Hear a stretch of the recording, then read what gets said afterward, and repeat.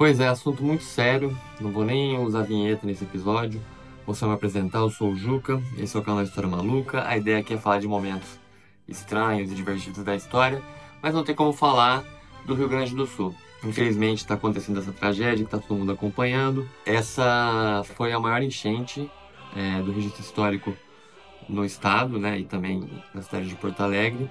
E eu acho que eu posso colaborar no debate contando um pouco da história da segunda maior enchente, né, que era a maior até acontecer essa de 2024.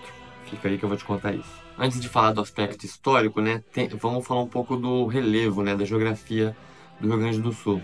Se você olhar nessa imagem aí, você vai ver que existe um corredor, ou para ser mais exato, um vale, né, cercado aí por duas cadeias de relevo, né, não necessariamente montanhas, mas relevo.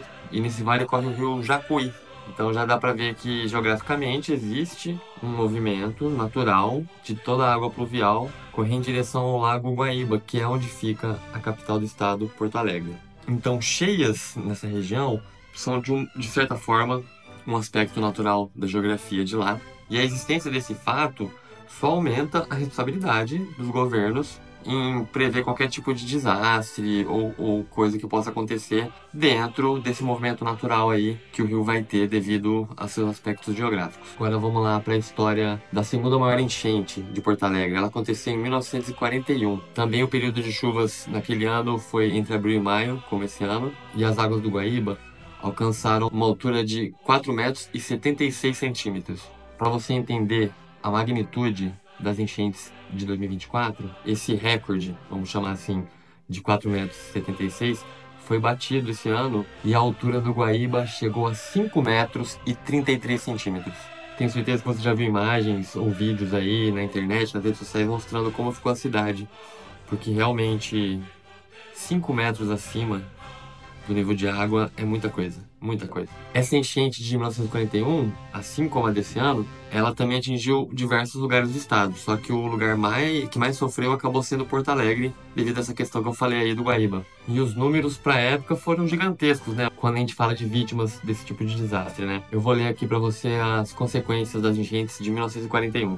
70 mil habitantes desabrigados, quase um quarto da população, que na época era de quase 300 mil habitantes, ficou sem energia elétrica e sem água potável. Aproximadamente 600 empresas encerraram suas atividades devido à enchente, e os prejuízos causados nessa alta aí do Guaíba em 1941, na época, foram calculados em 50 milhões de dólares. Mas tem um lado bonito nessa história, assim como a gente consegue ver também algumas coisas muito legais acontecendo, da galera se movimentando para ajudar os gaúchos, para salvar os animais, né? Em 1941 também aconteceu essa comoção, mobilizando não só brasileiros de outros estados, mas também ajuda de outros países, formando uma rede de solidariedade para oferecer alimento, água potável, abrigo para todo mundo que foi afetado por esse desastre ambiental. Em relação a instituições fora do Brasil, a gente tem o exemplo da Cruz Vermelha, que nesse desastre de 1941 colaborou com os esforços, doando 10 mil dólares. E não foi só essa questão do pessoal ficar desabrigado por causa da enchente, sem luz, sem água potável. Devido à mistura também da água da enchente com o esgoto da cidade, acabou também trazendo uma proliferação muito grande de doenças na população, né? Porque literalmente qualquer estrutura de saneamento básico que eles tinham foi destruída pela enchente. Uma perda muito grande aí para quem gosta de história que aconteceu nessa enchente de 1941, boa parte da ferrovia do Riacho, que ligava o centro histórico da cidade à zona sul do município, foi destruída nessa enchente.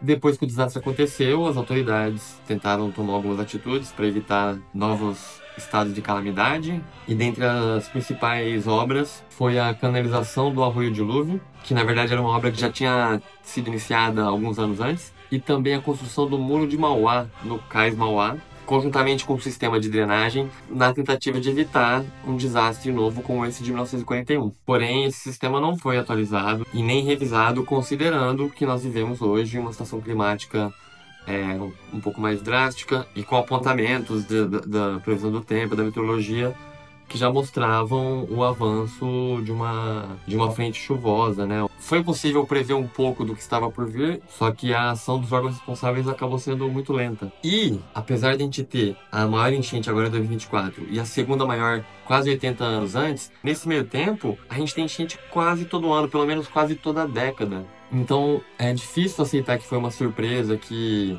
as autoridades não estavam preparadas, não tinham motivo para se preparar, não tinham motivo para investir em defesa civil, em ampliação das obras de contenção das águas, né? Para você ter uma ideia, o primeiro registro de enchentes lá na região foi em 1873, quando o Guaíba atingiu a altura de 3,5 metros. De lá para cá, dá para citar alguns anos onde a enchente foi relevante, como por exemplo 1914, 2,60 metros, 1928, 3,20 metros, 1936, 3,22 metros, 1967, 3,13 metros, em 84, 2,5 metros, 2015, 2,94 metros,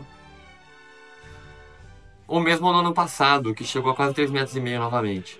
Então, enchente nessa região não pode se dizer que é uma surpresa. Ainda mais quando a gente fala dos órgãos que têm a responsabilidade de cuidar da segurança da população, né? Então, assim, não tem desculpa. Faz parte do trabalho deles prever esse tipo de coisa, ainda mais quando existem tantos indícios científicos apontando para isso. O terceiro maior desastre no Rio Grande do Sul relacionado a enchentes foi em 1959, mas não afetou tanto Porto Alegre, pois foi uma enchente no Rio Pardo, que é uma outra região do estado, e atingiu principalmente os municípios de Candelária e Sobradinho. O total de mortes nessa enchente de 59 foram de 94 mortes. Ano passado, as enchentes de 2023 afetou os municípios como Bom Retiro do Sul, Encantado, Imigrante, Mato Castelhado, Passo Fundo, Santa Teresa, São Valentim do Sul, etc., com 47 mortes. Então, ano passado, menos de um ano atrás, em setembro de 2023, as autoridades estavam lidando mais uma vez com essas enchentes. É impossível a gente aceitar que eles não estavam preparados, que eles não tinham como saber. Esse foi o episódio de hoje, espero que você possa aí colaborar com todos os esforços que tem, doando um Pix, doando alimento, vendo a sociedade, quem está fazendo alguma movimentação para mandar ajuda lá para o Sul, e vamos participar, né? Agradeço aí quem assistiu. Se você tem algum comentário a fazer sobre esse assunto, fica à vontade, vamos falar sobre. Vamos desejar aí muita força e resiliência para os gaúchos, que eles cobrem as autoridades daquilo tudo que eles são responsáveis, e espero que a próxima vez que a gente se vê, a situação esteja melhor. Boa sorte aí para todo mundo. Até a próxima.